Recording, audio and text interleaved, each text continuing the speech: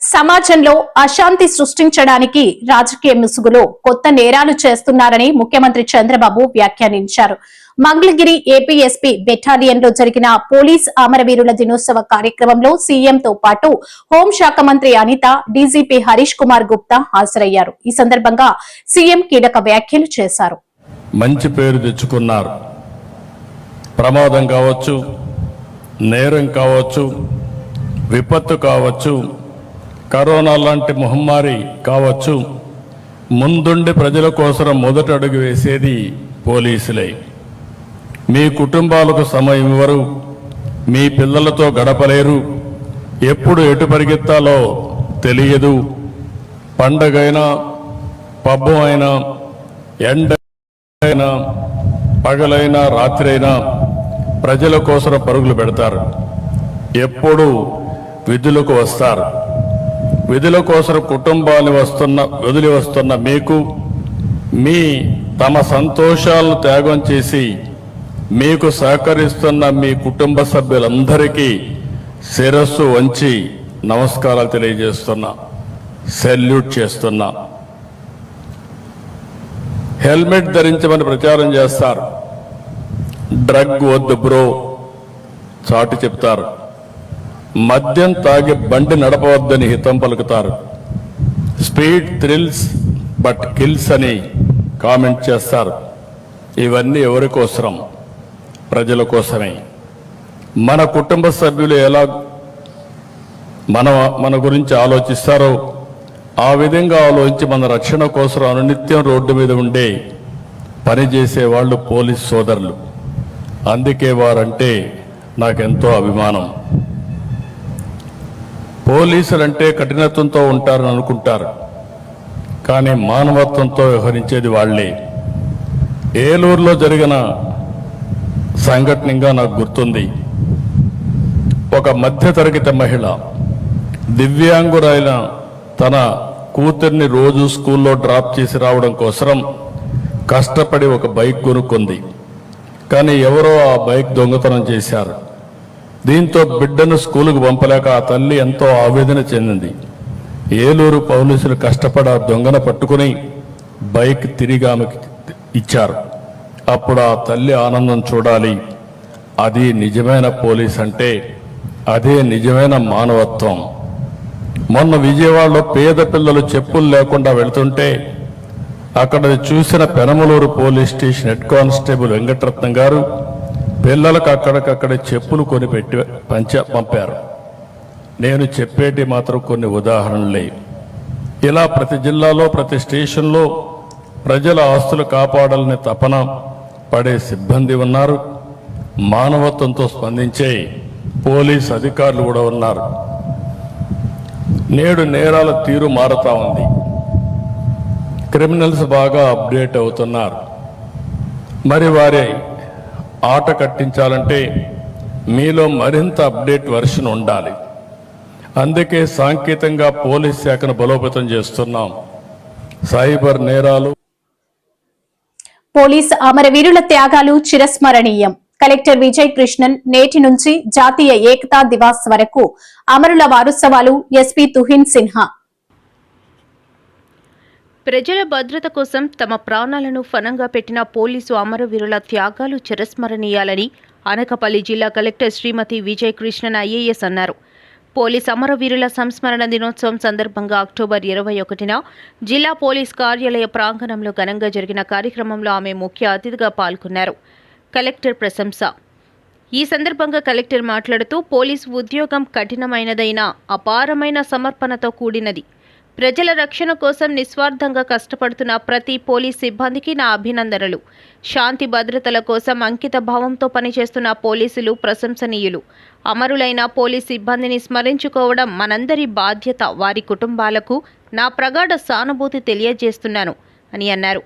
జిల్లా ఎస్పీ శ్రీ తుహిన్ సిన్హా మాట్లాడుతూ October 21, 1959న China సరిహద్దు వద్ద దేశ భద్రతకై ప్రాణత్యాగం చేసిన 10 మంది సిఆర్పిఎఫ్ జవాన్ల స్ఫూర్తితో ఈ దినాన్ని జరుపుకుంటున్నట్లు తెలిపారు. ఈ ఏడాది దేశవ్యాప్తంగా విధి నిర్వహణలో 191 మంది పోలీస్ సిబ్బంది వీరమరణం పొందారని, అందులో 5 ఆంధ్రప్రదేశ్ రాష్ట్రానికి చెందిన వారని వెల్లడించారు. పోలీస్ సేవ అనేది సవాళ్లతో కూడినది. చట్ట పరిరక్షణతో పాటు ప్రజల సేవ, దేశ సేవ మన ధ్యేయం కావాలి. రిమెంబరెన్స్ కోసం ఇది ప్రతి సంవత్సరం మనం 21 అక్టోబర్న ఇది పరేడ్ పెడుతున్నాము. వాళ్ళకి రెస్పెక్ట్ ఇవ్వడానికి ఇది one of the means. On this day I salute all the police martyrs who have laid down their lives on the line of duty. ఇది 21 అక్టోబర్కి సిగ్నిఫికెన్స్ ఏమంటే మీ అందరికీ తెలుసు, కానీ కొంతమంది బయట నుంచి వచ్చారు వాళ్ళకు చెప్పడానికి. 1959లోనే 10 మంది police personnel laid down their lives in protecting hot springs area in Ladakh. ఈ ఇండో చైనా వార్ టైంలోనే ఇది 1959 ఇది ఇన్సిడెంట్ జరిగింది. దాని తర్వాత నుంచి ప్రతి సంవత్సరం మన 21 అక్టోబర్ పోలీస్ కమెమరేషన్ డే ఇలాగే రిమెంబరెన్స్ కోసం పెడుతున్నాము. 2024-25 సంవత్సరంలో లాస్ట్ ఇయర్ ఇన్ టోటల్ ఇండియాలో 216 పోలీస్ పర్సనల్ లైన్ ఆఫ్ డ్యూటీలోనే చనిపోయారు, మార్టియర్ అయ్యారు.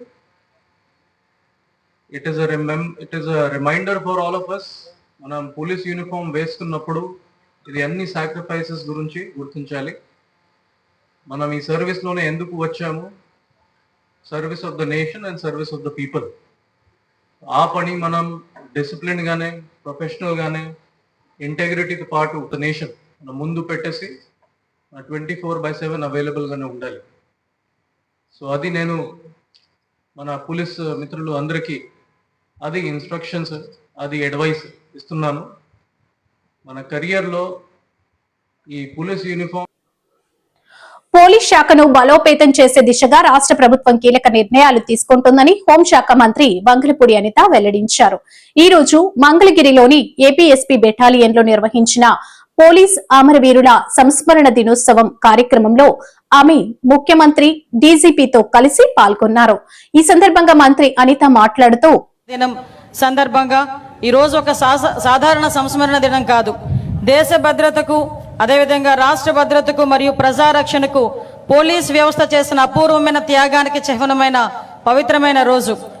1959 అక్టోబర్ 21న లడఖ్లోని అత్యంత క్లిష్టమైన వాతావరణంలో మంచు పర్వతాల మధ్య చైనా దురాక్రమణదారులను ఎదుర్కొని వీరమరణం పొందిన 10 మంది సాయుధ పోలీస్ అమరవీరుల స్ఫూర్తిని ఈరోజు మరొకసారి మనందరం కూడా గుర్తు చేసుకుంటున్నాం.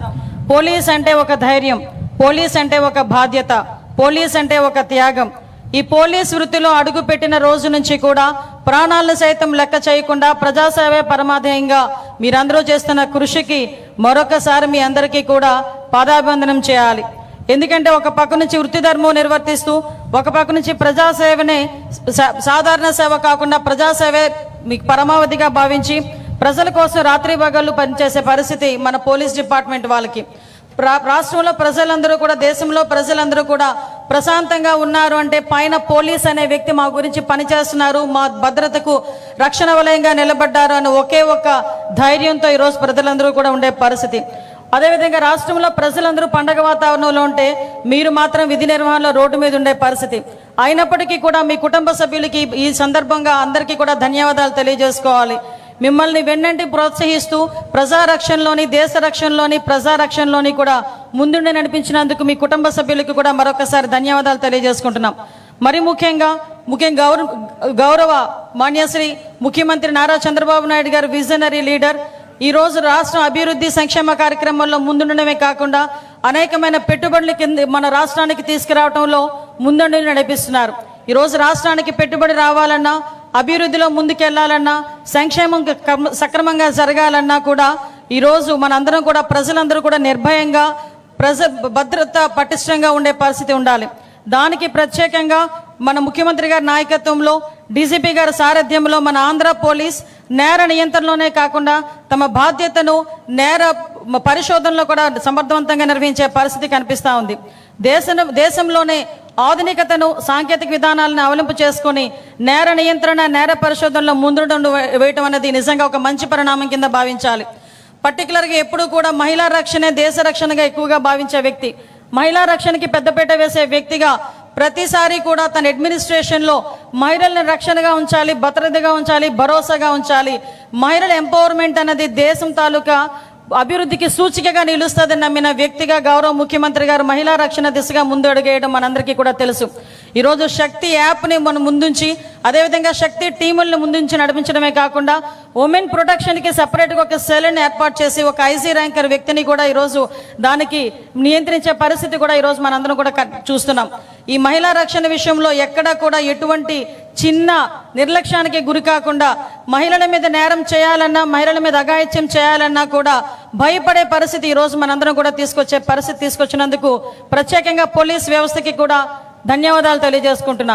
పోలీస్ అమరవీరుల త్యాగాలు వెలకట్టలేనివి. వారి కుటుంబాలకు ప్రభుత్వం అండగా ఉంటుంది. పోలీస్ అమరవీరులకు ఘన నివాళి అర్పించిన మంత్రి అచ్చెన్నాయుడు. గత వైసీపీ ప్రభుత్వ కాలంలో గంజాయి, మాదక ద్రవ్యాల రవాణా విచ్చలవిడిగా జరిగింది.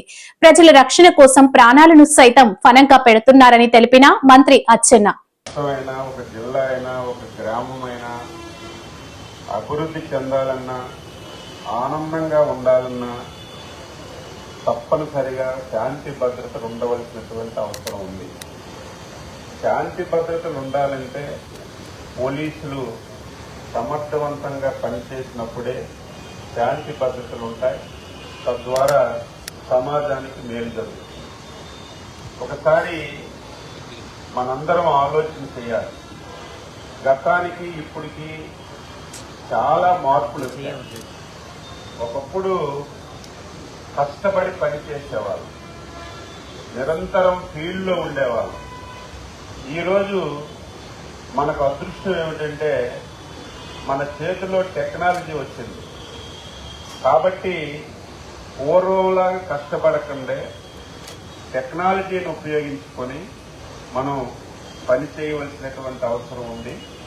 దానికి రాష్ట్ర ప్రభుత్వం అతి ముఖ్యమైనటువంటి కార్యక్రమంగా తీసుకొని ముందుకెళ్తున్న విషయం మనందరం కూడా గుర్తుపెట్టుకోవాలి. ఈరోజు డ్రోన్స్ వచ్చాయి. డ్రోన్స్ వల్ల ఎంత ఉపయోగం ఉందంటే, ఎక్కడికైనా సరే మనం డ్రోన్ పంపిస్తే అక్కడ ఏ విషయాలు జరుగుతున్నాయి, శాంతి భద్రతలకి రేపు భవిష్యత్తులో ఎటువంటి విఘాతం కలుగుతుందో తెలుసుకునే పరిస్థితి కూడా ఉంది అని చెప్పి మనందరం గుర్తుపెట్టుకోవాలి. దీంతో పాటుగా అతి ప్రధానమైనటువంటి అంశం, దీని మీద రాష్ట్ర ముఖ్యమంత్రి గారు చాలా ఇంట్రెస్ట్ గా తీసుకుంటున్నారు. ఈ రాష్ట్రం మొత్తం మీద సీసీ కెమెరాలు ఏర్పాటు చేయాలి.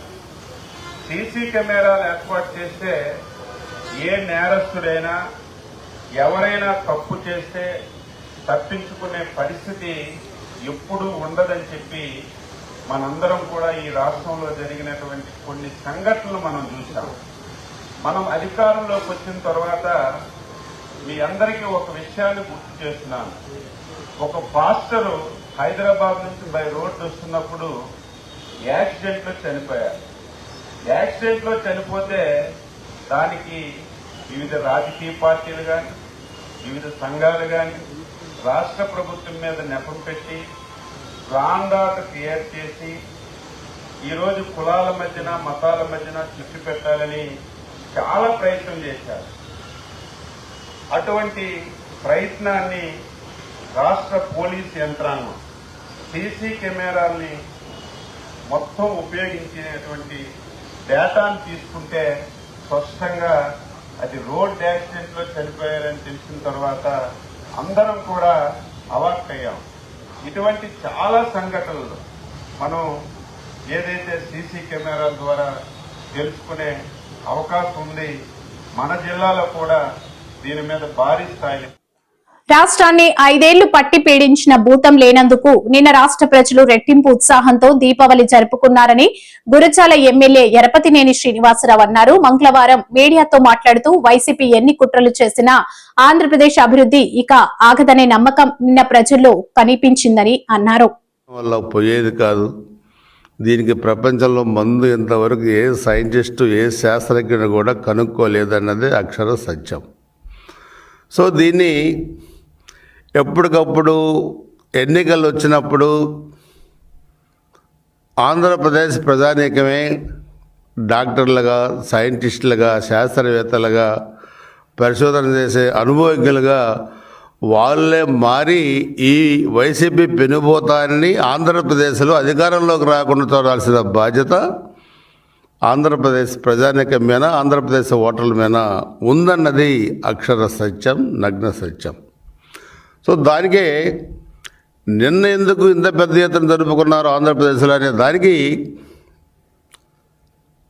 ఒక విజనరీ లీడర్, 45 సంవత్సరాల సుదీర్ఘ రాజకీయ అనుభవం కలిగిన ఒక మేధావి, హైదరాబాద్ని ఈరోజు ఐటీ హబ్గా మార్చగలిగిన ప్రపంచం మొత్తం కూడా ఈరోజు అభినందించే మన రాష్ట్ర ముఖ్యమంత్రి వర్యులు చంద్రబాబు నాయుడు గారు మరలా ఆంధ్రప్రదేశ్ని కూడా ఇంకొక హైదరాబాద్ కన్నా ఇంకా మంచి స్థాయిలో ఉంచాలని చెప్పి 2024లో ఎన్డీఏ ప్రభుత్వం అధికారంలోకి వచ్చిన తర్వాత అనేక పరిశ్రమలు, అనేక ఐటీ కంపెనీలు గౌరవ నారా లోకేష్ గారు, విద్యాశాఖ మంత్రులు మరియు ఐటీ మినిస్టర్ గారు వీళ్ళ ఆధ్వర్యంలో ఇండిపెండెన్స్ వచ్చిన తర్వాత భారతదేశంలో ఏ రాష్ట్రం సాధించలేని ఒక భారీ ఇన్వెస్ట్మెంట్ అనొచ్చు దాన్ని, లేకపోతే లక్షల మందికి, కోట్లాది మందికి ఉపయోగపడే ఓ ప్రాజెక్ట్ అనొచ్చు, ఎంతోమంది భవిష్యత్తుని, లక్షల మంది ఎంప్లాయీస్ని, లక్షల మంది విద్యార్థుల్ని నిర్దేశించే ప్రాజెక్ట్ అనొచ్చు. గూగుల్ డేటా సెంటర్ 1,40,000 కోట్లు మన రాష్ట్రానికి వైజాగ్లో పెట్టడానికి ముందుకు వచ్చారంటే ఇతర రాష్ట్రాలు, తమిళనాడు కానీ కర్ణాటక కానీ వాళ్ళు ఉడికిపోతున్నారు. మేమెందుకు తీసుకురాలేకపోయాం. అది ఆంధ్రాకి ఎందుకు పోయిందంటే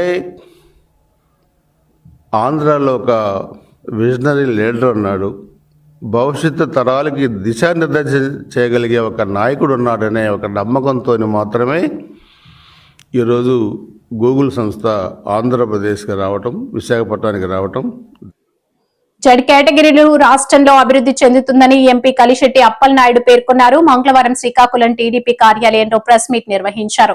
ఎయిర్పోర్టు, జాతీయ రహదారుల అభివృద్ధి, విశాఖపట్నంలో గూగుల్ డేటా సెంటర్ ఏర్పాటుకు సీఎం, డిప్యూటీ సీఎం లోకేష్ కృషి ఎనలేనిదని పేర్కొన్నారు.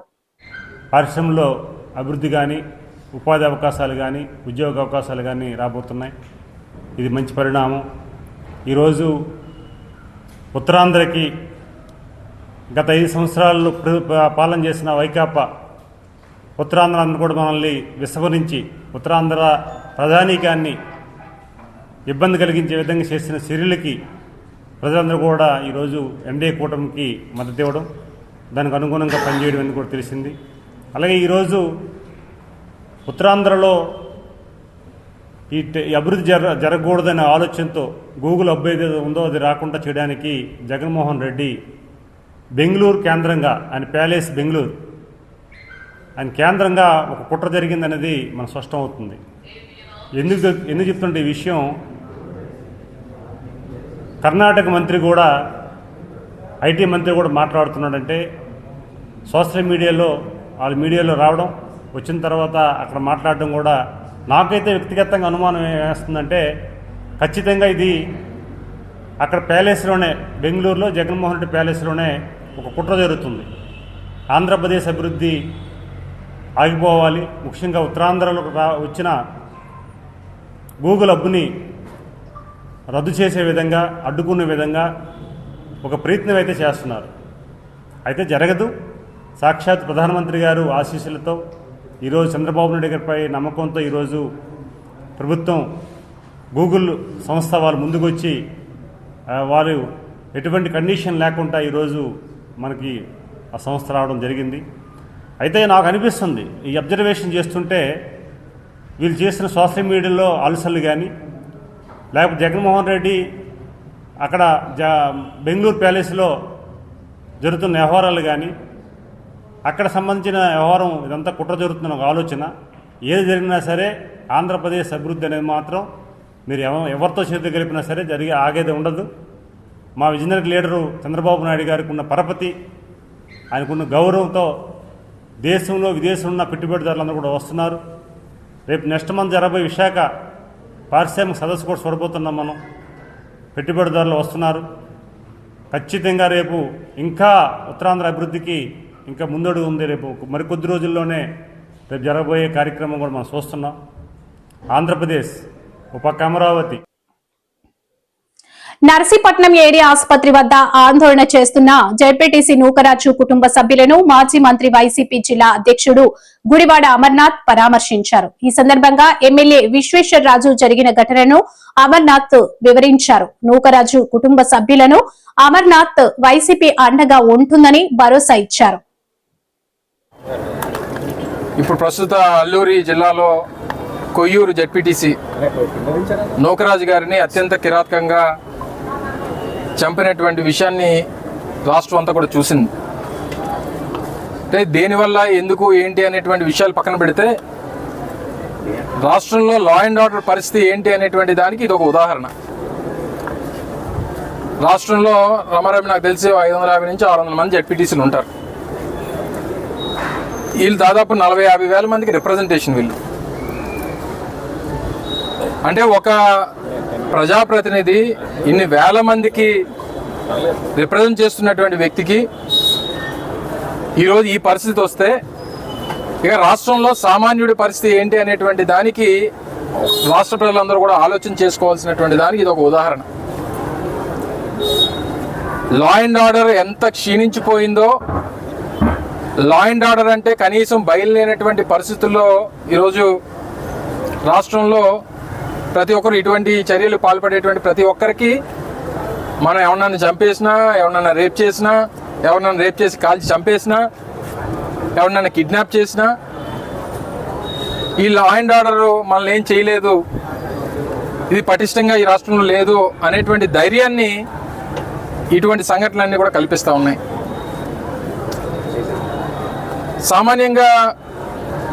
సామాన్యులు గత 15 మాసాలుగా ఈ రాష్ట్రంలో కూటమి ప్రభుత్వం అధికారంలోకి వచ్చిన తర్వాత మన జిల్లాలోనే అనేక ఇన్సిడెంట్స్ చూసాం. 9వ తరగతి విద్యార్థిని రాంబిలి మండలంలో ఆ అమ్మాయిని అత్యంత కిరాతకంగా అత్యాచారం చేసినటువంటి పరిస్థితులు చూసాం. స్వయంగా ఈ శాఖకి ప్రాతినిధ్యం వహిస్తున్నటువంటి మంత్రి గారి ఇలాకాలో అనేక ఇన్సిడెంట్స్ చూసాం.